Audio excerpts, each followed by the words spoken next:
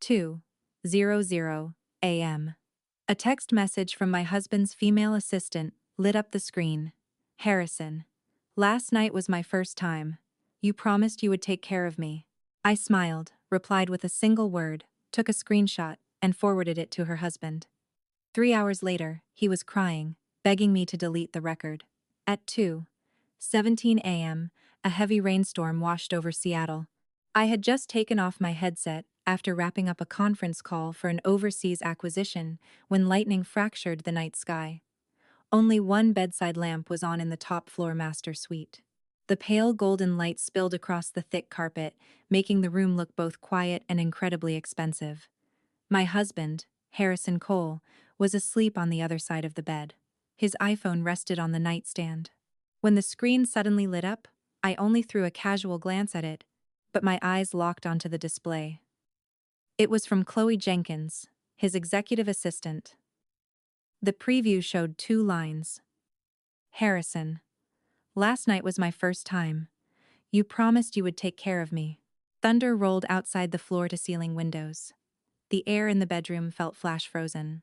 If this were 8 years ago, I might have shaken Harrison awake immediately, demanding to know what this meant, where he was last night, and if he had forgotten he had a wife.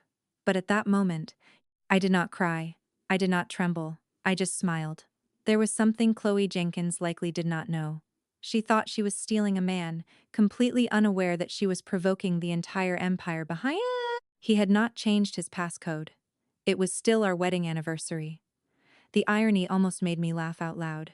I opened the message, took a screenshot, airdropped it to my own phone, and then marked the original text as unread. Then, I opened my contacts and found a number I had saved quite a while ago. David Brooks, Chloe's husband. I had only met him once, 3 months ago at the Apex Innovations Holiday Gala. Chloe had walked in holding the arm of a man in a sharp gray suit. She had smiled sweetly during introductions. Eleanor, this is my husband David. He works in global supply chain logistics. He is always so busy, so it is a rare treat to have him here. When she said the word husband that night, her tone was as natural as if she were deeply in love. Looking back, the place where people act the best is never the stage, it is life. I sent the screenshot to David. I added one sentence. Your wife might have forgotten to tell you what happened last night. After it delivered, I placed Harrison's phone exactly where I found it. He was still in a deep sleep.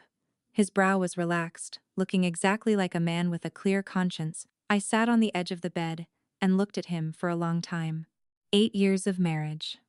From having absolutely nothing to living in this Mercer Island estate, from a failed startup to a publicly traded tech CEO. The spot next to him had always been mine.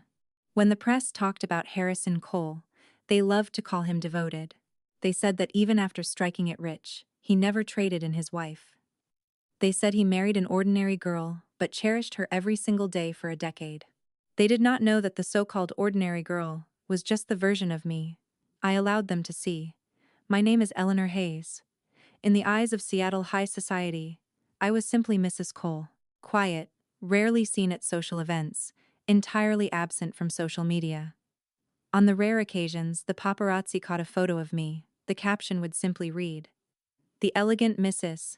Cole, quietly supporting her husband through the years." Nobody knew that in the elite circles of venture capital, the name Hayes Capital appeared on acquisition term sheets and series funding cap tables far earlier than Harrison's company ever did. During the 3rd year of Harrison's startup, his cash flow broke. The company was on the verge of bankruptcy. The banks called in their loans, early investors pulled out, and he could not make payroll. He sat on the floor of our cramped apartment, holding his head, saying, "Ellie, I really do not think I can hold on anymore." I never told him that I had already used my late mother's trust fund allocations to secure his first bridge loan. I only told him, "Try one more time," and he really did make it. The company got the funding, the flagship software launched, and 3 years later, they went public. The day he rang the bell at the NASDAQ, he held my hand in front of all the financial reporters and said, "Half of my empire belongs to you." I believed him then. I thought that a person who could walk with you through your most miserable days would be the one to walk with you through your most glorious ones. But human nature spoils fastest in the spotlight. Just before dawn, David Brooks replied with a single word. Okay. No follow-up questions. No screaming through the phone. I stared at that word and suddenly realized this drama was probably much deeper than I had anticipated. At 5:24 a.m., my phone vibrated. The caller ID showed Chloe Jenkins. I answered. Her voice was laced with frantic crying, completely different from the lingering intimacy of her text message hours earlier. Eleanor, please, listen to me, I can explain. I leaned against the sliding glass door of the balcony, looking out at the city skyline washed clean by the rain. Explain what? She sobbed. It's not what you think. I drank too much last night. I sent that text because I was confused. Please, I'm begging you, delete the screenshot. Don't let David see it. I laughed. Why? The line went dead silent for a second. I spoke slowly. Didn't you just say Harrison promised to take care of you? Since he's going to take responsibility, having your husband know makes it much easier to clear up the relationships, doesn't it? Chloe's breathing became erratic. Eleanor, I swear I didn't mean to ruin your marriage. Harrison was just pitying me. He was drunk. I was drunk. Miss Jenkins, I interrupted her. You typed that text to him. I didn't write it for you. She cried harder. I'm begging you. My husband has a terrible temper. If he finds out, he'll divorce me. So, when you sent my husband that text, you did not think I might divorce him. She stopped talking. Through the receiver, I heard the sound of a door being pounded violently, followed by a man's suppressed, furious shout. Chloe, open the door. She let out a terrified shriek. Eleanor, please, please tell him it is a misunderstanding. I spoke flatly. You called the wrong person. Then I hung up. Inside the bedroom, Harrison woke up. He sat up, frowning as he looked at me. Who's on the phone? I turned to look at him. Chloe Jenkins. The color drained from his face instantly. It was brief, but I saw it. He grabbed his phone from the nightstand, opened his messages, and his entire body went rigid. His first reaction was not to look at me. It was not to explain. It was not to apologize. He immediately dialed Chloe's number. Why did you call her? That question felt like a needle sliding quietly into my heart. Standing by the balcony, I suddenly became completely lucid. The thing that hurt more than the text message was the very first sentence out of his mouth after waking up. He was not protecting his wife. He was protecting the woman who had just texted him about taking responsibility. I do not know what Chloe said on the other end, but Harrison's expression grew darker and darker. Stay calm. I will handle it. Handle it. Those two words made me let out a low laugh. Harrison finally looked at me. Ellie. His voice softened, sounding exactly like every time he tried to coax me in the past. It is not what you think. I asked. Then what is it? He fell silent. I walked over to the bed, picked up my own phone, and pulled up the screenshot. She said last night was her first time. She said you promised to take care of her. Harrison rubbed the bridge of his nose, his voice exhausted. Last night at the closing dinner, I had too much to drink. She took me back to the hotel. We did. He could not finish.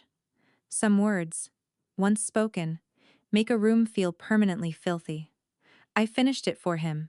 You slept with her. He went pale. Ellie, it was an accident. Adults do not end up in bed by accident. She was drunk, and I was drunk. And I stared at him. How long were you planning to lie to me? Harrison was caught off guard. He avoided my eyes. I wanted to wait until I handled the situation before telling you. Does handling it mean giving her a check to shut her up, or keeping her by your side at the office like nothing happened? He frowned. Do not make it sound so ugly. I suddenly felt a wave of familiarity. When a man makes a mistake, the thing he resents most is rarely the mistake itself. It is the woman for describing the mistake too accurately. I said, Harrison, I am just stating the facts. He took a deep breath. Ellie, we have been married for 8 years. Do not throw it away over one accident. One time. I smiled. His expression changed. I looked at him and did not press further, because I knew that answers forced out of a liar are usually contaminated. It was better to do my own due diligence. 6 months ago, Chloe Jenkins joined Apex Innovations. She was young, pretty, graduated from a top university, and had a flawless resume. The first time Harrison brought her to the house to drop off some files, I even complimented her on how sharp she seemed. Harrison had smiled and said, "She is all right. She gets things done." I did not think much of it then. He had cycled through several executive assistants. The ones who lasted were all competent.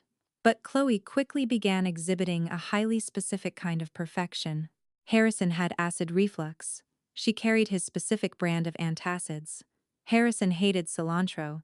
His lunch orders were never wrong. Harrison preferred his black coffee, placed strictly on his left side. She remembered that detail better than I did. All of this could be chalked up to professionalism. Until she started copying me. I liked wearing cream-colored tailored blazers. She started wearing them. I wore a very subtle cedar and sandalwood perfume. A remarkably similar scent started lingering on her. In the past, when I attended industry galas with Harrison, I liked wearing my long hair in a low, loose chignon. Later, at internal company events, she began wearing the exact same hairstyle. Once or twice is a coincidence. After a while, it is a strategy. I had warned Harrison once. He told me, "You are overthinking it. Young girls like fashion. It is normal to copy a style they admire." I dropped it because I always believed he understood boundaries. Looking at it now, it was not that he did not know. He enjoyed the mimicry. Actually, 6 months ago, I was not completely blind to the cracks. The shifts in a marriage always hide in the smallest details first. No matter how late Harrison used to come home, he would always walk to the door of my home office, just to check on me. If I was on a cross-time zone conference call, he would ask the chef to keep soup warm. Because of my stomach issues, he remembered exactly which medications I could not take on an empty stomach. One year, I flew to London to negotiate a deal.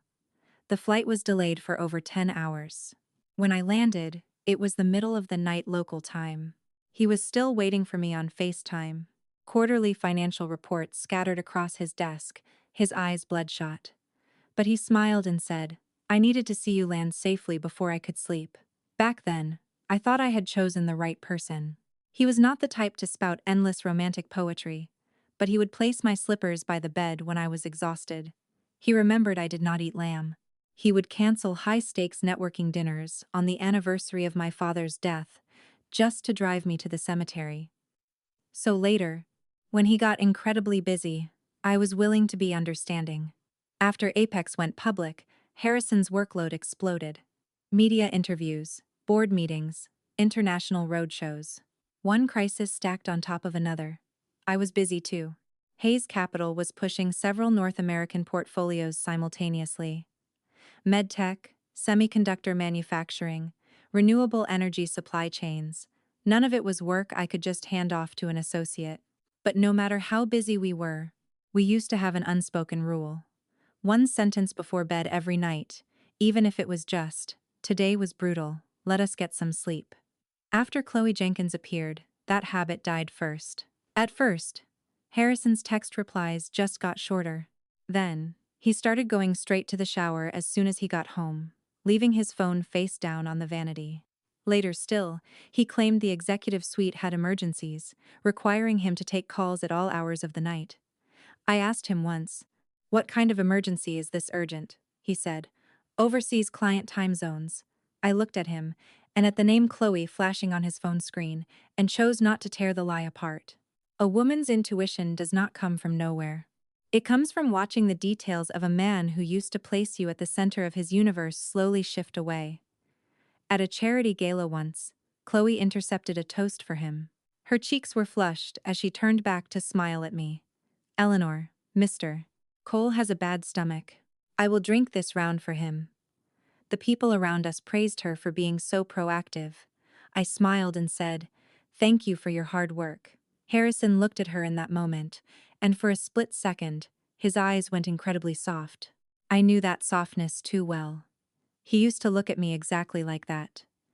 On the drive home, I asked him, "Are you and Chloe getting a little too close?" He frowned. "She is just an assistant. It is her job to run interference at these events. She is just motivated. I did not push it. Because when a man starts explaining away another woman's behavior, the more you say, the more sensitive he thinks you are. He will not see that the other woman is crossing a line. He will only see that his wife is not gracious enough. Later, Chloe started posting highly ambiguous updates on Instagram. A photo of the city skyline at 1:00 a.m., 2 cups of coffee, a hotel corridor carpet. The captions never named anyone. Accompanying you through the hardest nights. Some connections do not need words. Being firmly chosen is the best feeling in the world. I saw them. But I did not leave a like, nor did I interrogate him. I simply saved the screenshots into a hidden folder. Not because I was plotting revenge, but because I am accustomed to preserving a paper trail. If you stay in private equity long enough, you stop believing verbal explanations. I only trust timestamps, cash flows, and behavioral patterns. Now, that 2:00 a.m. text had just taken a crowbar to the crack I had seen forming for months and blown it wide open.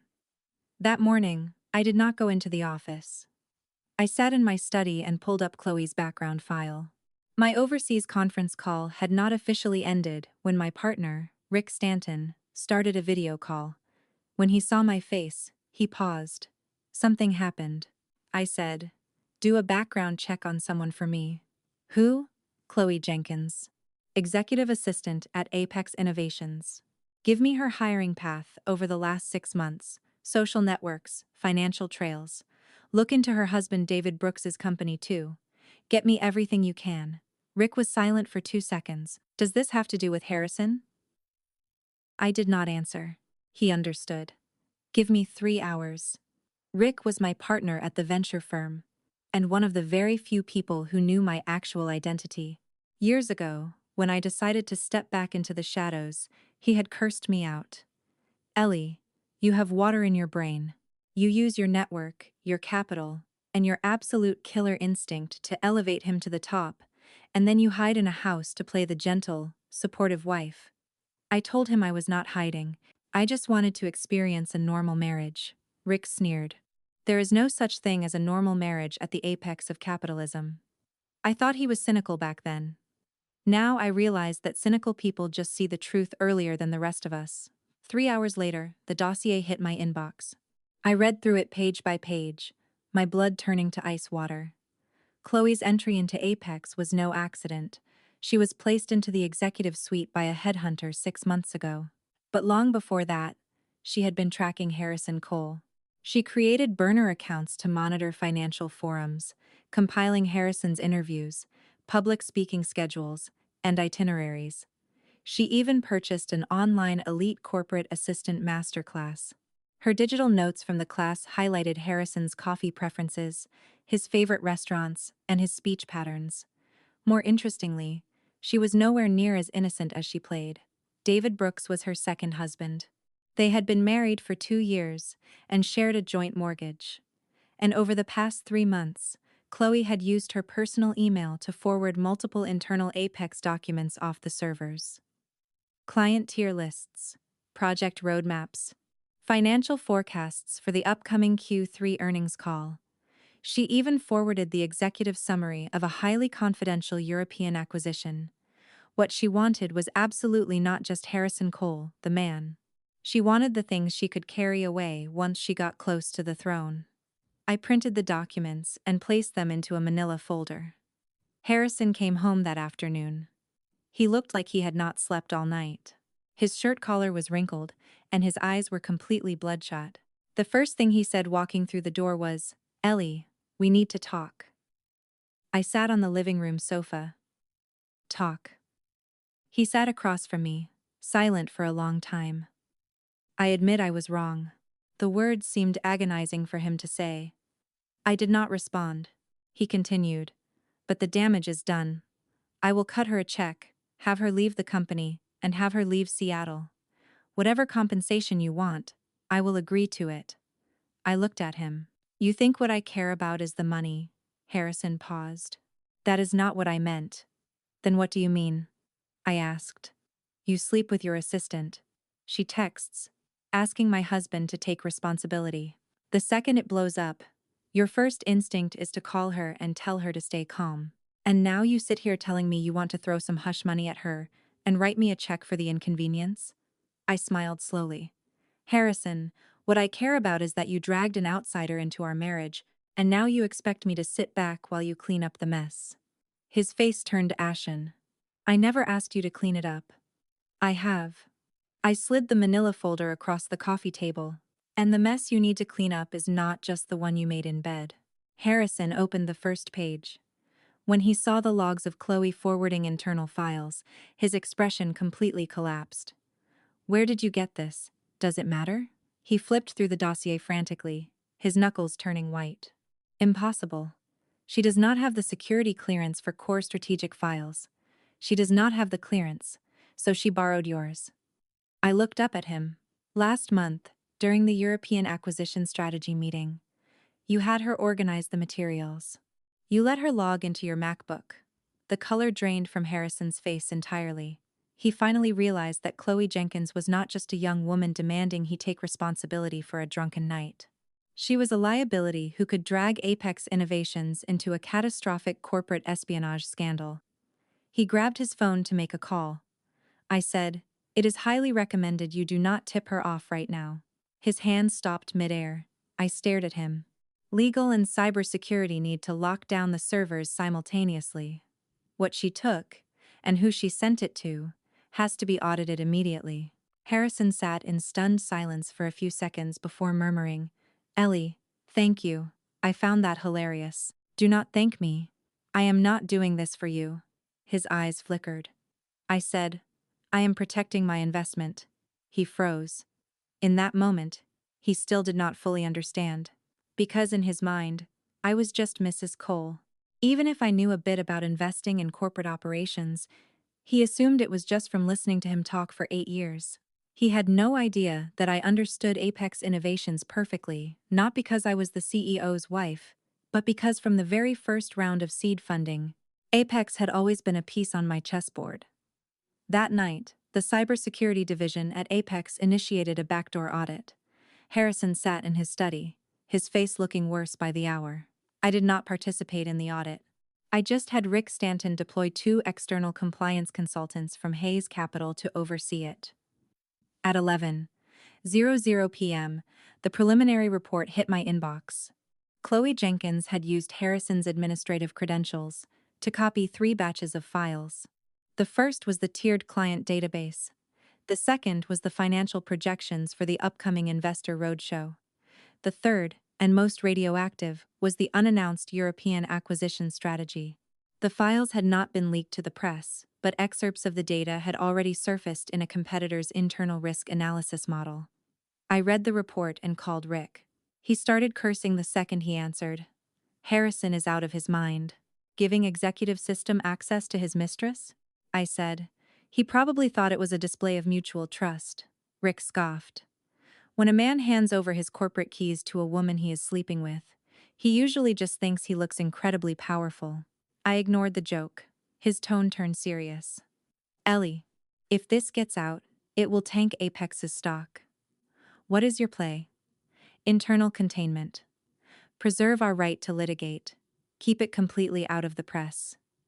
You are still covering for him? I am covering for the company. Rick was silent for a few seconds. You always separate things too cleanly. I looked out the window. The city lights, after the rain, looked cold and sharp. People who cannot separate things are the ones who lose everything. After I hung up, Harrison pushed the bedroom door open. He looked at me, his voice gravelly. Did you read the report? I did. I had no idea she would do this. You had no idea, because you did not want to know. His face turned stark white. I turned my laptop screen toward him. On the 27th of last month, she used your account to download the acquisition data. Where were you that night? Harrison stared at the screen, unable to speak. I refreshed his memory for him. You said you had a last-minute business trip. You would not be home. The hotel ledger shows you checked into the same hotel as her. His shoulders slumped. Ellie, you do not need to explain what you did in that hotel room. The problem right now is whether you gave her your laptop to handle work so you could play the big boss, or if you were so oblivious you did not even realize she bypassed your security. Either way, it is a catastrophic failure of judgment. Harrison squeezed his eyes shut. There was a deck that needed formatting. I was in the shower. I let out a short laugh. The shower. Just 2 words. But they made his face burn as if he had been slapped. This was probably the first time he realized that the secret romance he found so thrilling, when dragged into the light of corporate governance, was nothing but sheer stupidity. Harrison did not sleep that night. He spent the entire night pacing his study, calling the general counsel, calling the chief information security officer, calling the board secretary, demanding Chloe's accounts be frozen. In the past, he always boasted about his ability to control the room. But now, in the face of total freefall, he realized the gentle, dependent assistant he had been nurturing had planted a bomb in the very center of his blind trust. Sitting in the bedroom, listening to his muffled, frantic calls, I felt no thrill of revenge. Just a profound, bone-deep exhaustion. The most terrifying thing in a marriage is not the appearance of a third party. It is suddenly realizing that the person you have shared a bed with for 8 years is so stupid that even feeling disappointed in him feels like a waste of energy. The next morning, the Apex Innovations Board of Directors convened an emergency session. Harrison did not inform me, but the calendar invite dropped into my inbox anyway. Strictly speaking, it was sent to the proxy email representing Hayes Capital's equity in Apex. I put on a black tailored suit and walked into the boardroom precisely on time. When I pushed the double doors open, the chatter inside died instantly. A few of the older shareholders immediately stood up. "Miss Hayes, it is an honor to have you here in person." Harrison was sitting at the head of the table. When he looked up and saw me, he froze solid. His shock was not faked, because right up until this exact second, he had absolutely no idea that the offshore firm that had bailed him out, the majority shadow shareholder that had orchestrated his IPO and M&A strategy, was his own wife. I walked to the opposite end of the mahogany table and sat down. The general counsel pulled out my chair. I looked at Harrison. "Mr. Cole, let us begin." His Adam's apple bobbed. "Ellie, in this room, you will address me as Miss Hayes." The room was so quiet you could hear the hum of the HVAC. I opened my dossier. There are 3 items on today's agenda. First, Chloe Jenkins is suspected of unauthorized access and transmission of proprietary company data. A formal internal investigation is initiated immediately. Second, all systems tied to the executive suite's credentials are to be temporarily frozen and subjected to a retroactive audit. Third, due to corporate governance risks, triggered by Mr. Cole's personal conduct, the board will reassess the parameters of his executive authority. Harrison looked nauseous. "You want to suspend my clearance?" I stared right back. "I am asking for an assessment. Apex Innovations is not your personal playground. I am the founder." "I know," I said flatly. "But founders do not get to use C-suite security clearance as a trinket to impress women." When those words dropped, nobody in the boardroom dared to breathe. Harrison was ashen. I did not look at him again. All those years, I sat in the audience as his wife, watching him accept the applause. I fixed his ties. I engineered poison pills to block hostile takeovers. I injected capital when he was bleeding out. He thought I did it all because I loved him. And I did. But love does not mean handing over my brain. From today on, we were only talking business. Chloe was suspended pending investigation by noon. She stormed up to the executive floor, crying hysterically, demanding to see Harrison. When security blocked her, she was still screaming, "Harrison, you cannot do this to me. You promised you would take care of me." Someone recorded it on their phone. Within an hour, it was tearing through the company's internal Slack channels. For the past 6 months, everyone knew Chloe got special treatment. Anyone with eyes could see her dynamic with the CEO was inappropriate, but no one dared to speak up. Now that the board had suddenly stepped in, the staff realized this was not just a juicy office affair. It was a corporate security breach. This was probably the exact moment Chloe started panicking. She originally thought that as long as she dug her claws into Harrison, she would become the future queen of Apex. She had no idea that Harrison's empire was not entirely his to control. She certainly did not know that the woman standing quietly in the Mercer Island mansion was never a dependent. At 3:00 p.m., David Brooks came to see me. He was wearing a faded dress shirt, the exhaustion heavy under his eyes. Reception escorted him to my private conference room. His first words to me were, "Miss Hayes. Thank you for telling me last night." I gestured for him to sit. "You do not blame me?" He smiled bitterly. "What right do I have to blame you? If it were not for you, I would still think she was just working late." He pulled a USB drive out of his briefcase. "There is some stuff on here that might be useful to you." I did not reach for it immediately. David said, "This is not the first time Chloe has done this. At her last company, she used the exact same playbook to get close to her boss. She is exceptionally good at picking targets. She hunts for men who have resources, power, and the absolute arrogance to think they are in control of the situation." I looked at him. There was no hysteria in his eyes, just the deep burnout of a man who had been drained dry over a long period of time. "People warned me before we got married," David said. "But she cried and told me it was all a misunderstanding. She said she just wanted to climb the ladder, and people were punishing her for it. I believed her." He laughed mockingly at himself. "People are stupid sometimes. We always think we are the special one who can change them." I said nothing, because I understood exactly what he meant. I used to think I was the one person Harrison Cole would never betray. David slid the flash drive across the table. "It has her chat logs with several different men from her past. And some financial wire records.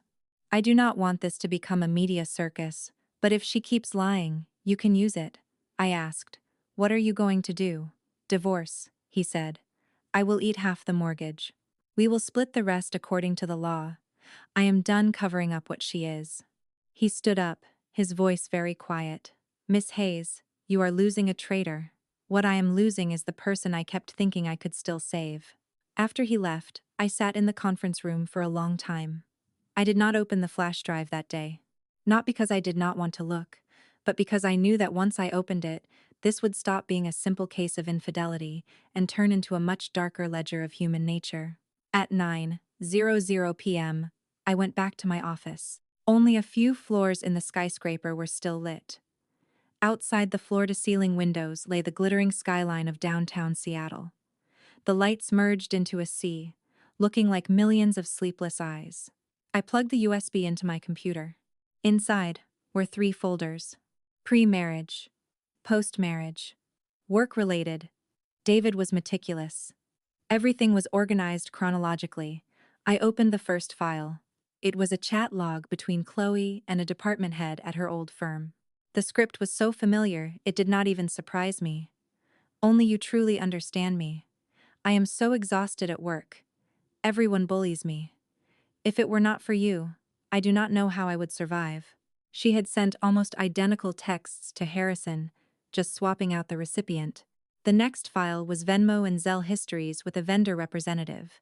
The amounts were not massive, a few hundred to a few thousand here and there. But the memos were damning. "For your hard work. A little gift. Do not cry." I scrolled page by page.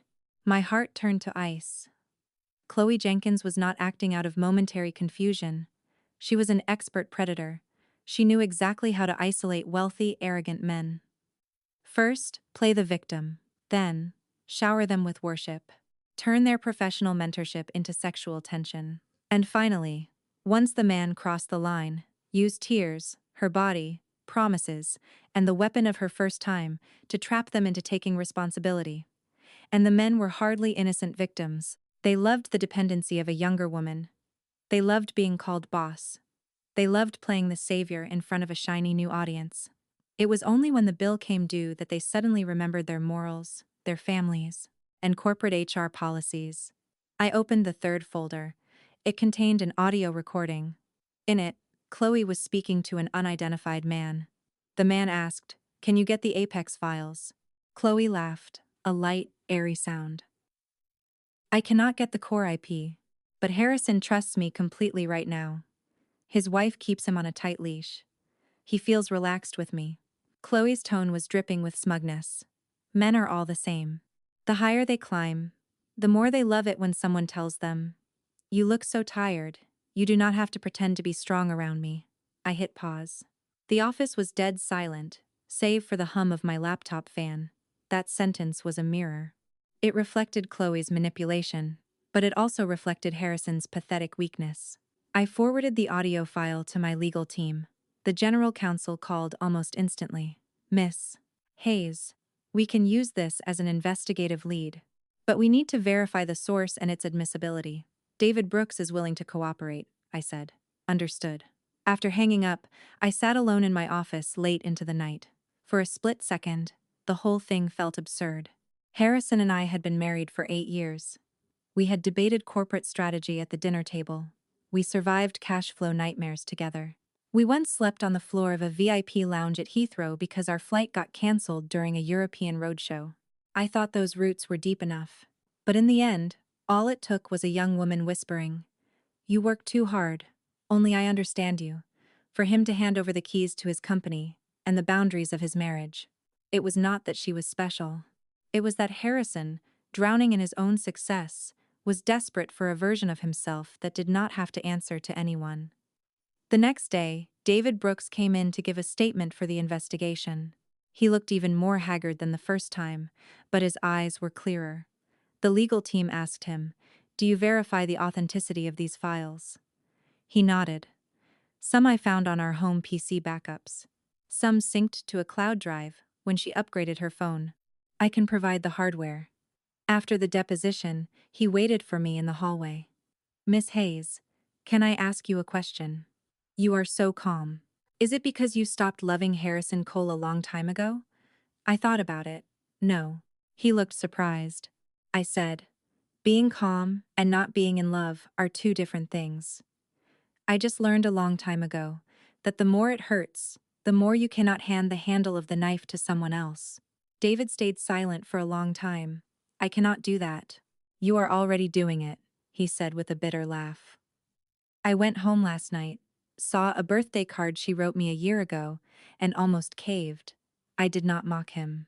The hardest thing to cut away in a marriage is never the betrayal sitting right in front of you. It is the genuine goodness from the past. You get gutted by the bad, but you stay trapped by the good. David said quietly, "I really thought she just wanted to succeed so badly. She grew up with nothing. Her parents prioritized her brother, and he racked up massive debts. She told me she just never wanted to be stepped on again. My heart broke for her." He looked up at me. "I never thought she would learn to step on other people to get there." That kept me quiet. Chloe Jenkins absolutely had her traumas. But surviving hardship does not give you a free pass to use other people's lives as stepping stones, I said. "Suffering is not a get-out-of-jail-free card." David nodded. "I know that now." A few days later, the investigation team tracked down the unidentified man from the recording. He was a project manager at a rival tech firm. Initially, he denied receiving any files. It was only when legal slapped the email metadata, the chat logs, and the audio recording on the table that he pivoted, claiming it was just casual industry networking and no actual damages occurred. Apex Innovations did not leak the scandal to the press, but they did not let a single liability slide, either.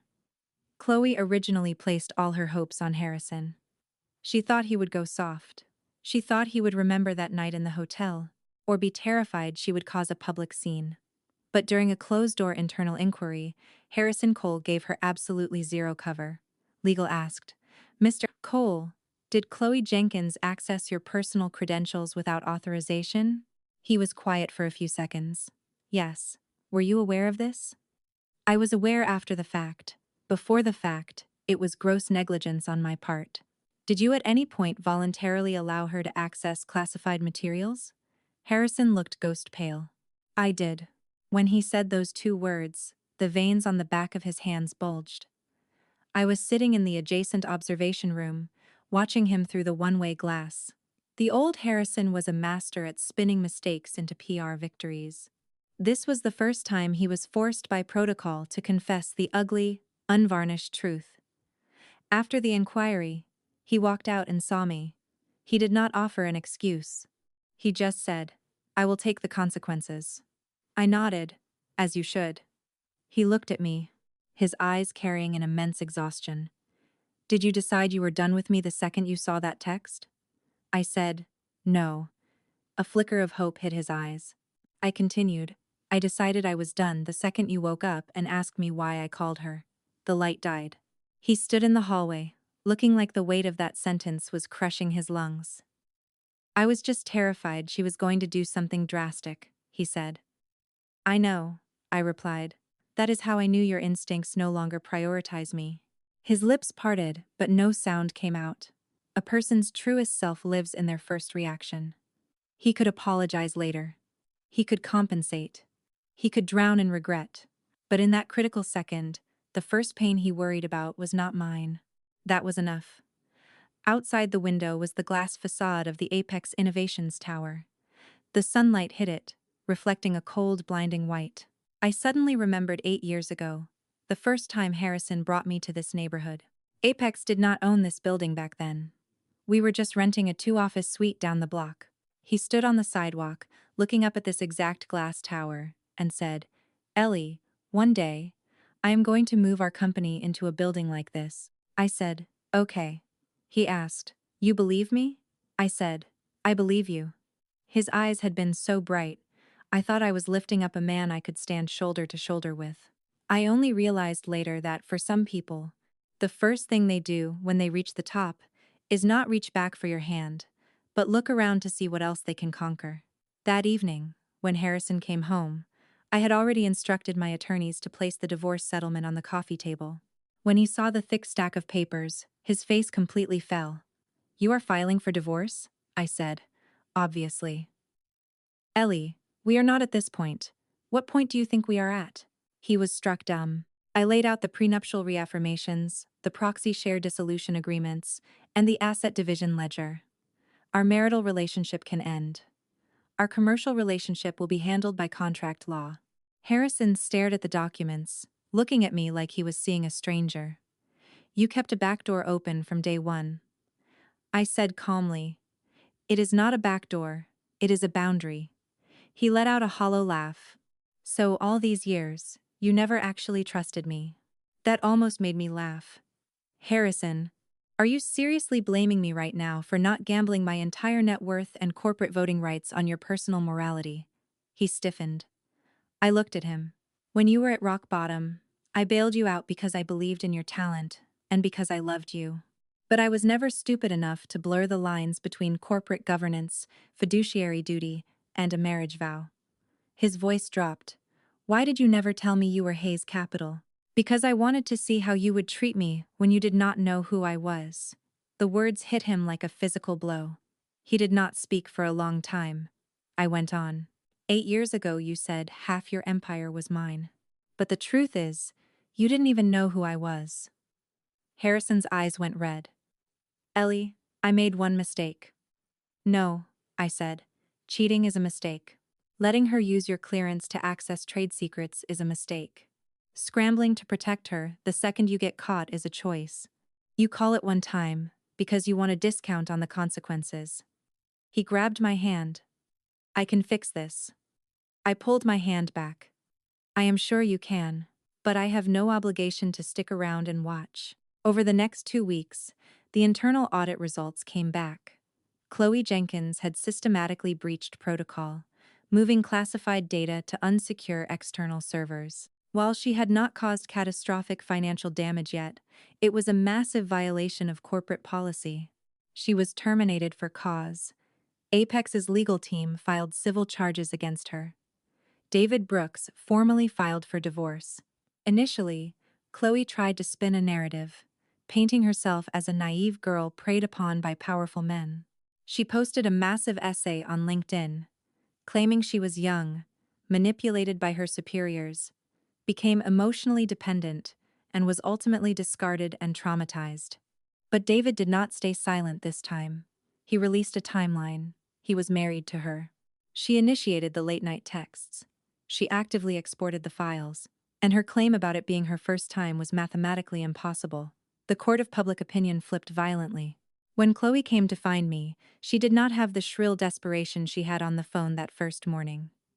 She stood outside the glass doors of my office, looking hollowed out. Her eyes were swollen. Miss Hayes.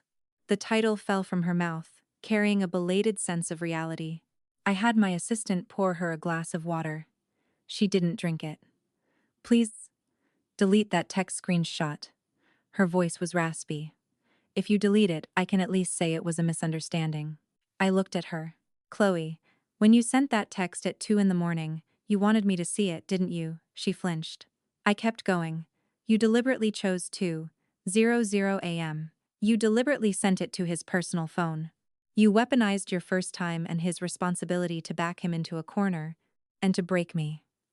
You thought I would have a hysterical meltdown.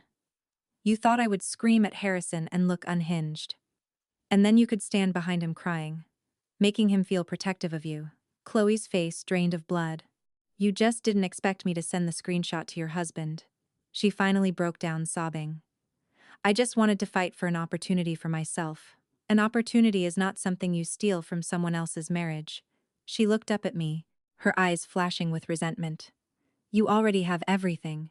You have money, you have status, you are Mrs. Cole. I am just a normal person. What is wrong with wanting to climb higher? I looked back at her and suddenly felt profound pity. There is nothing wrong with wanting to climb higher. What is wrong is thinking the staircase is built on top of other people's lives. She bit her lip. Of course, you can say that from your high horse, I said evenly. I didn't drop out of the sky onto this horse, Chloe. I learned how vital resources are long before you did. That is exactly why I never anchored my life to a man promising to take responsibility for me. She had no counter-argument. I pushed the glass of water toward her. I will not leak the screenshot to the press, but what you did is not going to vanish from your history. What you should be begging for isn't for me to delete a record. You should be begging yourself to stop living your life as a piece of incriminating evidence. When she walked away, her silhouette looked remarkably frail. I did not pity her, nor did I feel vindicated. There were no winners in this, just a few people who finally saw the price tag on their choices. Harrison's executive authority was ultimately restricted by the board. He remained CEO, but any major capital expenditures had to clear the newly formed investment committee. The executive IT infrastructure was nuked and rebuilt from scratch, compartmentalizing all access. Apex Innovations' stock took a temporary hit from the internal shakeup. I did not use the opportunity to push him out of the company.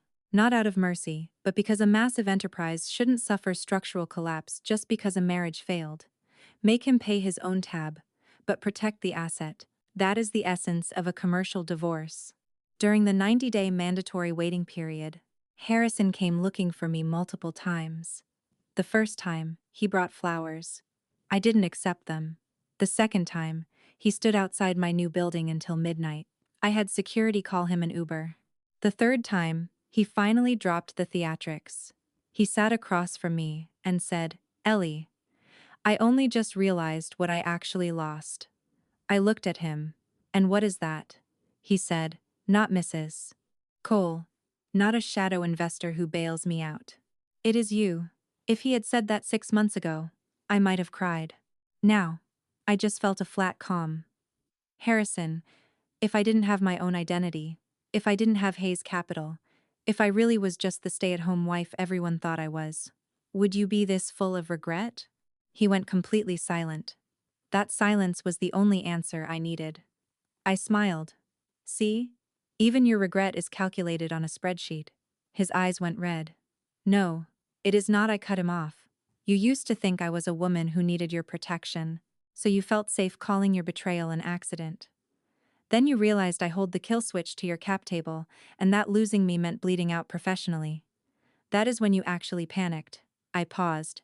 You probably do still love me, but what you really cannot stomach is that you overestimated yourself and wildly underestimated me. Harrison looked down. A long time passed before he asked, his voice rough as sandpaper. "So there is really zero chance for us?" I said. "Zero." He didn't badger me again after that, but stopping the chase didn't mean he let it go. The 90-day waiting period felt like a long, slow receding tide. On the surface, nothing changed. I ran partner meetings, vetted pitch decks, and reviewed red lines with my lawyers. But late at night, the memories still ambushed me. I remembered the freezing little apartment we rented when we first got married. The radiator was broken, so Harrison would tuck my freezing feet under his sweater to warm them up. I remembered him securing his series of funding.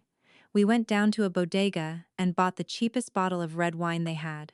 He was so hyped he couldn't find a corkscrew and ended up prying the cork out with a screwdriver, spilling wine all over his hands. I remembered the night before the IPO. He was too anxious to sleep, asking me over and over, "Ellie, am I going to bomb the speech tomorrow?" I smoothed out his lapels and said, "Just speak what you know to be true." Those moments were not fake. And because they were real, the betrayal acted like a serrated blade. It didn't execute you quickly. It just waited for you to recall a warm memory, and then reminded you that the person in the memory mutated into someone else. Rick Stanton took me out for drinks one night. "You are being way too clinical about this," he noted, looking concerned. I watched the condensation run down my cocktail glass. "What do you want me to do? Smash plates? Scream? Stage a hostile takeover of Apex? I want you to stop treating yourself like a distressed asset." He blinked at him. "Rick Sihil. Ellie.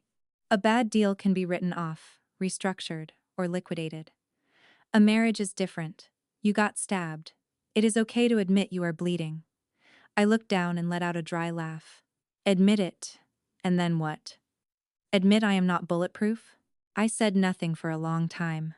Eventually, I whispered, "I just think he is not worth it." "Not worth what?" "Not worth making a mess over." Rick shook his head. "See? There you go again. Bleeding isn't a mess. It is just bleeding." On the ride home that night, I sat in the back of the town car for a long time. The driver asked if I wanted to pull into the garage. I said, "Give me a minute." Outside the tinted windows, the lights of I-5 streaked by in neon blurs. Finally, in that perfectly sealed, quiet space, I let myself break down and cry. Not for Chloe Jenkins, and not entirely for Harrison Cole. I cried for the version of me that truly believed a marriage could remain clean and permanent. When I was done, I wiped my face, reapplied my lipstick, rode the elevator up, and opened a term sheet. Crying doesn't make you weak. Sometimes, breaking down is the only way to pick up the pieces. During the settlement negotiations, Harrison's mother, Martha, came to see me. The older woman had always been polite to me. She knew I had held Harrison together during the brutal early years. She also knew I wasn't as simple as the society pages claimed. What she didn't know was the sheer scale of the Hayes capital infrastructure. She sat across from me, her eyes swollen red. "Ellie, Harrison failed you. I am not here to defend him. But 8 years. Is there really no way to give him one more chance?" I poured her a cup of Earl Grey. "Martha. I gave him chances. He told me it was a momentary lapse in judgment. Lapses have consequences." She wiped her tears. "I know, it just breaks my heart. You two survived the hardest times. How did it end up like this?" She couldn't finish. I stayed quiet. When the older generation tries to mediate, it isn't always out of malice. They are just conditioned to believe that as long as the sky hasn't literally fallen, a marriage can be glued back together. I said softly, "Martha, I am not leaving because the marriage is unlivable. I am leaving because I refuse to spend the next 40 years second-guessing the man sleeping next to me." Martha looked at me, her tears slowing to a stop. "Did he really hurt you that deeply?" I said, "Yes." She lowered her head. After a long time, she stood up. "Then I won't ask again." Before leaving, she said, "Ellie, no matter what happens between you and my son, I will always remember how good you were to us." Out of the entire hurricane, that was one of the few things that actually made my chest ache. Because not all relationships need to end in blood and fire. But remembering the good doesn't erase the knife wound. The restructuring of Apex Innovations took 2 months. I spearheaded the creation of the Investment Committee and the Risk Management Committee. The rogue cowboy culture that relied entirely on Harrison's gut instinct was dismantled in favor of institutional oversight. A few executives gossiped that I was staging a coup. When the rumor reached me, I was reviewing an M&A docket. Rick asked if I wanted HR to handle it. I said, "No, when did you get so soft? They will realize soon enough this isn't a coup." It is a rescue mission. And it was. In its first month, the Risk Committee vetoed a massive European partnership. The target company's top-line revenue looked spectacular, but their cash flow was highly erratic, and their core IP was mired in undisclosed litigation.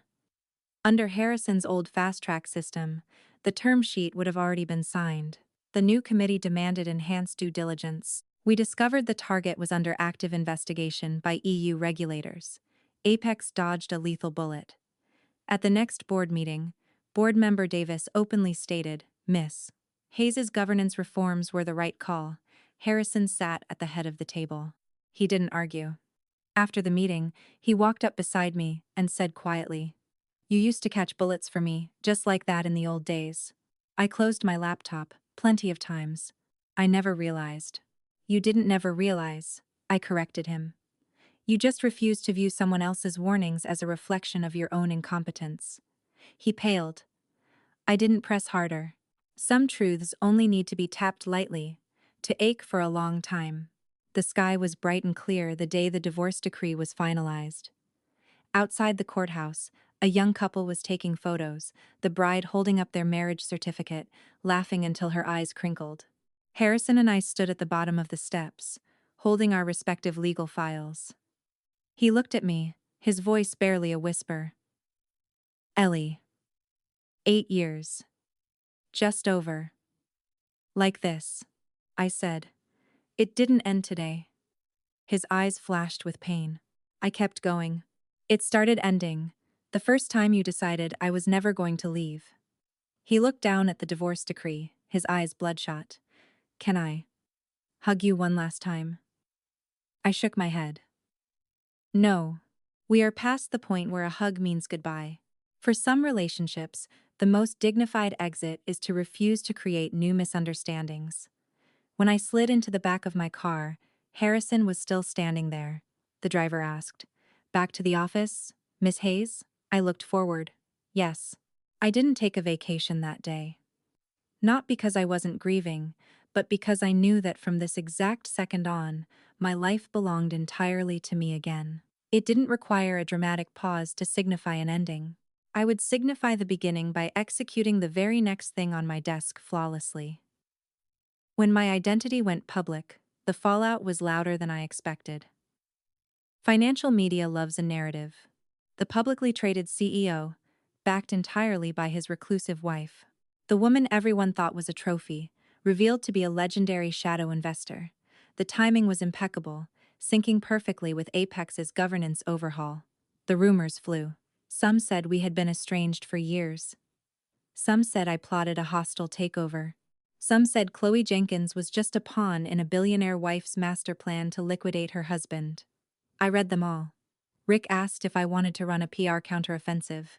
I said, "No comment on the personal gossip. Just drop the official SEC filings on the governance changes." Shortly after, Hayes Capital and Apex Innovations released a joint statement. No tabloid garbage. Pure corporate mechanics. Apex was overhauling its data security protocols, standardizing executive clearance, and enhancing shareholder protection. That was exactly the narrative I wanted. I refused to let myself be stuffed into a wife versus mistress catfight box. It was too small, and far too cheap. I didn't step out of the shadows to win back a man. I stepped out to reclaim the seat that was mine to begin with. After the press release, a few older partners in the industry called me. One veteran VC laughed on the phone. "Miss Hayes, hiding for so long, and you finally decide to show your face." I said, "I used to be lazy." He laughed louder. "Not lazy, you were giving Mr. Cole face." I didn't deny it. He sighed. "Men are like that. You prop up their ego long enough, they start believing they were born standing on a pedestal." After I hung up, I laughed in my office for a long time. Brutal but accurate. Martha Cole came to see me one last time during that period. She had always been a dignified woman. A former university professor, mild-mannered and precise. She didn't act like most mothers-in-law. She didn't beg me to be forgiving, and she didn't cry about how boys will be boys. She just sat across from me, holding her teacup, silent for a very long time. I called her Martha. Her eyes immediately filled with tears. You used to call me Mom. I didn't respond. She looked down and gave a bitter smile. Harrison doesn't know how lucky he was. That made my chest tight. She said, Ellie, I didn't come to beg for him today. I just came to ask, these 8 years, were you exhausted? I looked up at her, startled. I always thought you two were perfect, she said. Harrison conquering the world, and you holding down the fort. I used to brag to my friends. I told them my son was so lucky to have a brilliant, quiet wife at home while he fought the battles outside. Her voice dropped. Thinking about it now, I was wrong. I only saw that you were quiet. I never asked why you were so quiet. I suddenly didn't know what to say. Empathy between women often arrives late, but when it does, it still disarms you. Martha said, Harrison's father died when he was young. I raised him alone. I made him too competitive. He was terrified of losing, and terrified of admitting he needed help. You did so much for him. Deep down, he knew. He just couldn't stomach the reality that he didn't build it all by himself. I said softly, so he chose to pretend he was blind. She nodded, tears spilling over. Yes. I didn't offer a tissue. She continued. But that was never your burden to carry. That sentence struck a nerve deep inside me. Martha stood up. She pulled a small velvet box from her purse. Inside was a vintage diamond cluster ring she had given me our first year of marriage. You should take this back. I shook my head. Martha, that was a gift for your daughter-in-law. She smiled sadly. Then it belongs to you even more. You were a daughter-in-law to this family for 8 years, and you never owed us a single thing. I looked at the ring, but ultimately didn't take it. You keep it. She didn't do anything wrong. Martha nodded, crying.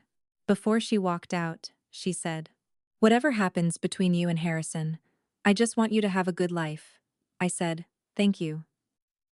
After she left, I sat in my office for a long time. Human relationships are a tangled mess. When a marriage shatters, it isn't just the vows that break. It is all the tiny, genuine fibers of connection to the people around it. I didn't hate Harrison's mother, but I wasn't going to return to Harrison just because she cried. The hardest part of being an adult is learning to separate being moved from making a decision. The day I moved out of the Mercer Island estate, Harrison came home. He stood by the stairs, watching the movers carry my boxes out one by one. The hardest room to pack was the study. For 8 years, I ran my empire from that room. On the wall was a massive world map studded with silver pushpins marking my investment territories. Harrison used to tease me. Ellie, all your ambition is locked in this room. Back then, he called me boss as a flirty joke. Now he knew it wasn't a joke at all. He walked into the study and ran his hand over the empty bookshelves. You are taking all of it. Not leaving a single thing. I was taping up a banker's box. I didn't look up. This place has nothing to do with me anymore. He was quiet for a moment. Ellie, last night I had a dream about the day we moved in. My hands paused on the packing tape. He said, You were wearing a white button-down, sitting on the floor trying to assemble a lamp. The contractor ordered the wrong model, and you were angrier than I was. You said, This is our home. We don't compromise on the foundation. I remembered. We stayed up until 2:00 a.m. that day, eating takeout pizza on the bare hardwood floors. Harrison had said, This place is going to fill up soon. I had replied, It doesn't matter if it's full. It matters that we want to come back to it. He had laughed and hugged me. Now, standing in the exact same house, his eyes looked like that memory had just gutted him. It was me. I made you not want to come back. I sealed the box. Yes. His eyes were red, but he didn't try to defend himself. When I walked to the foyer, he suddenly said, I don't know how to take care of the orchids, so I am taking them with me. My tone was flat. What about me? The question was a whisper. I turned to look at him. Harrison Cole was standing in the middle of a massive, half-empty mansion. At that moment, he didn't look like the untouchable tech titan on the cover of Forbes. He just looked like a man who finally realized he had hollowed out his own home. I said, It is time you learned how to take care of your own life. As the town car pulled out of the driveway, I didn't look back. My new place was a penthouse in downtown Seattle. Much smaller than the Mercer Island estate, but perfect. I put the orchids on the balcony, shelved my books, and set my monitors up on a long desk facing the water. The first night, I didn't turn on the lights. I just sat by the window watching the ferries cross Elliott Bay. The wind coming off the Sound smelled like salt and rain. I suddenly thought of Chloe Jenkins' text. Harrison. Last night was my first time. That sentence was the machete that hacked my marriage to pieces. But, looking back, it was also a floodlight. It illuminated Harrison's betrayal, it exposed Chloe's grift, and it illuminated me. If it weren't for that text, I might have spent another decade standing in Harrison Cole's shadow, filing down my own edges, believing that as long as I didn't demand the spotlight, the marriage would hold. But a truly secure relationship never requires you to shrink yourself to fit inside it. It should be big enough for both of you to cast a shadow. 6 months later, there was a massive private equity gala in New York. The organizers invited me in my capacity as head of North America for Hayes Capital. It was my first major public appearance since the divorce. The red carpet was swarming with financial press. When the camera flashes went off, I suddenly remembered all those years ago, attending these things with Harrison, always standing exactly half a step behind his right shoulder. The MC would introduce him. I would smile gracefully, and they would call him Mr. Cole, and me, Mrs. Cole. It wasn't that I couldn't stand center stage back then. I just wanted to leave a soft, quiet space for my marriage to exist. Now, I was taking the space back. The theme of the gala was Investors of the Year. I originally planned to skip it. Rick told me, "You are going, not to flex on your ex-husband, but because that seat belongs to you, and it has been empty for too long." He was right. I had skipped my own life for way too long. That night, I had my stylist pull a sharp, structured black gown. No ostentatious diamonds. Just a pair of vintage pearl drop earrings my mother left me. The woman in the mirror had clean, minimal makeup and calm eyes. The stylist said, "Miss Hayes, your aura is incredible tonight." I smiled. It isn't an aura. When you stop hiding behind a man's last name, your spine just naturally straightens. When I entered the ballroom, the event chairs rushed over to greet me. "Miss Hayes, your seat is at the head table." I nodded. The head table was populated by industry titans and heads of sovereign wealth funds. We talked macro trends, regulatory shifts, and Q1 tech valuations. Nobody asked about Harrison Cole. That is the beauty of operating at the highest level. People know exactly what is worth discussing and what is cheap tabloid fodder. Of course, there is always one idiot. Before the speeches started, a mid-tier founder who had done business with Apex wandered over, swirling a scotch glass with a slimy smile. "Miss Hayes, who knew you were the real whale?" "Mr. Cole is a lucky man." I looked at him dead in the eye. He isn't anymore. His smile locked in place. Next to me, Rick Stanton almost choked on his sparkling water. The guy mumbled an excuse and practically sprinted away. Rick leaned in. "You are getting dangerously blunt." "It saves time," I said. Rick laughed. "Good." The organizers asked me to give a brief keynote. When the MC introduced me, the title was a paragraph long. Head of Hayes Capital North America, lead investor in a dozen unicorns, and majority proxy shareholder of Apex Innovations. The applause thundered as I walked to the podium. Standing under the stage lights, I saw Harrison Cole sitting in the third row. He must have been a late addition. His seat wasn't premium, but it gave him a direct line of sight to the podium. I didn't break eye contact with him. My speech was short. I talked about risk mitigation, long-term horizons, and how the core job of an allocator is not to chase momentum, but to remember where the absolute floor is when everyone else goes crazy. At the end, I paused. Business operates this way, and so does life. The ballroom was dead silent. I continued. The moment you believe you hold all the leverage is the exact moment you must remember what is not for sale: trust, boundaries, duty. Once you desecrate those, no amount of retroactive capital can repair the balance sheet. I wasn't speaking strictly to Harrison Cole, but I knew he heard every syllable. He sat in the third row, his face the color of chalk. His champagne glass remained untouched on the table. After the speech, the networking began. I was cornered by founders swapping business cards until the back half of the evening, when I finally slipped out to the terrace for some air. The Manhattan skyline was glittering, the lights reflecting off the Hudson River. The wind was biting. That was when Harrison walked out. He stopped a few feet away from me. "Can I stand here for a minute?" I didn't turn around. "I don't own the terrace." He gave a dry chuckle. We stood side by side, a foot of space between us. In the old days, he would have naturally closed the gap to block the wind, or draped his tuxedo jacket over my shoulders. Now, he didn't move. He finally realized that some privileges had expired permanently. "You were brilliant tonight," he said. "Thank you. Did I hold you back all those years?" I looked out at the river. "You didn't hold me back. I chose to step back. But you sure enjoyed the view." That made him turn to look at me. His eyes were shining. "I did enjoy it. I loved that you handled the landmines while I got the magazine covers. You never complained, so I just pretended it was the natural order of things." "Ellie, is it too late for me to admit this now?" I didn't lie to him. "Yes." He nodded, like he already knew the verdict. "Legal is going to keep hammering Chloe. By the way, I won't intervene. That is an apex issue." "I know," he hesitated. "I just wanted you to know. I am not defending her," I said quietly. "That isn't what you need to tell me." He looked confused. I turned to face him. "You need to tell yourself to stop mistaking a bruised ego for true love. Stop mistaking crossing boundaries for deep understanding. And stop believing that just because people applaud you, you are immune to gravity." Harrison looked like he had been shot. A long time passed before he whispered, "I will remember that." "Good." I turned to walk back inside. He suddenly blurted out, "If one day I actually fix myself, would you?" I cut him off.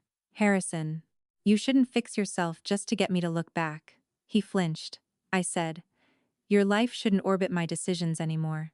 Just like my life is never again going to orbit your regret." He nodded, completely silent. This time, he didn't ask a second time. When I walked back into the ballroom, I saw Chloe Jenkins near the service doors. She was wearing a black catering uniform, a staff credential on a lanyard around her neck. In 6 months, she had withered. The carefully engineered, helpless but plucky persona was gone. She just looked exhausted and wired. She must have been contracted through a third-party event staffing agency. When she saw me, her first instinct was to hide. But after 2 steps backward, she gritted her teeth and walked toward me. "Miss Hayes." I stopped. "Can I help you?" She gripped her lanyard, her voice barely a whisper. "I know I have no right to ask. But that text, screenshot from back then. Can you delete it?" I looked at her. She rushed to explain. "I am not trying to pretend I am innocent. But every time I interview for a corporate job, the background check flags the lawsuit. David finalized the divorce. I have literally nothing left." "You have yourself, don't you?" She froze. I said, "If you actually want to start over, you still have yourself." Tears spilled over her eyelashes. "But nobody trusts me anymore. Trust isn't an entitlement." She looked at her shoes, her shoulders shaking slightly. I softened my tone just a fraction. "Chloe, you used to be very smart, but you applied all that intelligence to the most dangerous leverage points. You thought you could elevator your way to the top using other people. That is why when they pulled the plug, you hit the concrete so hard." She choked out. "So what am I supposed to do?" It sounded like a genuine question. I waited a few seconds. "Take the stairs," I said. "Stop looking for shortcuts. Stop treating men like stepping stones. Stop looking at other people's companies and marriages like a lottery ticket. The trust you burn to the ground is going to take a very, very long time of just telling the truth to rebuild." She cried, nodding. "The screenshot. I can delete the file," I said. Her eyes sparked with hope. I finished the thought. "But what you did will never be deleted from the record of your life." The light died in her eyes, but she didn't glare at me with the toxic resentment she had in my office. She just whispered, "I understand." As she turned and walked away, she didn't look like a girl playing the victim. She just looked like someone who had finally run out of cheat codes. I didn't know if she would actually change. That wasn't my problem. All I could do was stop giving her the oxygen to rewrite history. At the end of the night, the organizers grouped the VIPs for a photo. I was placed dead center in the front row. Harrison Cole was placed on the far edge of the second row.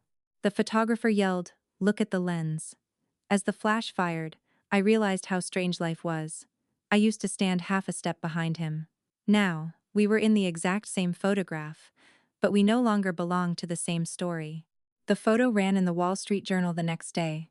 The headline read, "Hayes Capital's Eleanor Hayes. Long-term investing isn't about playing it safe, it is about holding the line." Harrison was in the photo too, but he was just a blurred figure in the background. It was the quietest, most brutal plot twist fate could write. Nobody had to scream. Nobody had to beg on their knees. The man who used to demand the spotlight faded into the wallpaper, and the woman who used to manage the shadows stepped into her own light. As the gala wrapped, several limited partners swarmed me. "Miss Hayes, incredible to see you. Are you opening up allocations for the Series B on that medtech play?" I handled them one by one. A few yards away, Harrison stood alone in the crowd, watching me. He had no date, no Chloe. He looked thinner, his face still handsome, but entirely stripped of the arrogant invincibility he used to carry. A few people tracked his eyeline and whispered, "That is his ex-wife?" "Yeah, she is the whale who bankrolled him in the early days. Total idiot for losing her." He definitely heard them. He didn't approach. He just raised his glass to me from across the room. I didn't raise mine back, nor did I look away. When my town car pulled up to the curb outside the Waldorf, the night air was freezing. My assistant opened the door for me. As I stepped in, she suddenly asked, "Miss Hayes, do you ever regret it?" I looked at the sea of taillights heading down Park Avenue. Harrison once told me he was going to give me the best life in Seattle. And he did. He just forgot that the best life wasn't a mansion, a Porsche, or the envy of the country club. It was trust. It was respect. It was having the power to choose anyone and still choosing the person sitting across from you. I said, "I regret it." My assistant looked shocked. I smiled. "I regret trusting someone too much." I slid into the leather seat. As the door closed, I finished my sentence to the empty cabin. But I don't regret leaving. As the car pulled away, I saw Harrison Cole standing on the hotel steps in the rearview mirror. He didn't chase the car. He didn't call out. He just stood there, perfectly still. I finally understood. When someone truly walks out of your world, they do not look back. My phone buzzed. "Rick Stanton. Ellie, Q1 projections for the new biotech deal in your inbox. Also, you killed it tonight." I texted back. "Less flattery, more diligence. Meeting at 8 a.m. He sent back an exhausted emoji. I smiled, locked my phone, and dropped it into my purse. The streetlights washed over my reflection in the window. I was not Mrs. Cole. And I was not a scorned woman desperate to prove she won the breakup. I am Eleanor Hayes. I loved deeply, and I bet on the wrong guy. But I was capable of walking away from the wreckage of a marriage and taking my throne back. Chloe Jenkins thought she won a CEO. She eventually found out she just won a man who lost his wife, lost his credibility, and lost his absolute power. Harrison Cole thought I was just a wife he let down. He eventually found out the thing he discarded wasn't a woman waiting in a mansion. It was his fail-safe, his trump card. The one person who was entirely out of his league, who had condescended to love him anyway. After the gala, Hayes Capital and Apex Innovations settled into a strictly institutional dynamic. I recused myself from any direct votes regarding Harrison Cole. Everything moved through formal channels. People thought I would slowly bleed him out of the company. I didn't. True control isn't about crushing your enemies. It is about forcing everyone to carry their own weight. Harrison learned to operate within the guardrails. Once, he pitched a wildly aggressive expansion. The old board would have rubber-stamped it. The risk committee hammered him with 7 structural flaws. The room froze. I sat in the observer's chair, silent. Harrison closed his binder. "The committee is correct. We will rework the diligence." As the room cleared, he stopped by my chair. "Is this what you always wanted me to learn?" I looked at him. Not to learn to obey me, he nodded. To learn to respect the rules. I nodded back. He finally got the answer right. By the end of the year, Apex stabilized. The stock recovered. The financial press ran op-eds praising Harrison Cole's maturation as a wartime CEO. He emailed me the link to one of the articles. He added one line, "I used to want you to see all the praise. Now, I just want you to know I realize it came too late." I read it and archived it without replying. Some relationships no longer require a response to survive. That winter, I flew to New York for the annual Hayes Capital LP Summit. Through the massive glass walls of the venue, you could see the snow falling over Central Park. Rick stood next to me, handing me a glass of champagne. "Welcome all the way back, Ellie." I took the glass. "I never left." He laughed. "Your body was here. Your head wasn't." I didn't argue. During the Q&A, a young reporter asked, "Miss Hayes, how do you view the choice women have to make between marriage and career?" It was a tired question, but I answered it anyway. I don't believe they are inherently opposed. The real issue isn't choosing one or the other. It is ensuring that no matter what relationship you are in, you never hand the deed to your identity over to someone else. You can love someone. You can support them. You can stand in the shadows, or you can stand on the stage.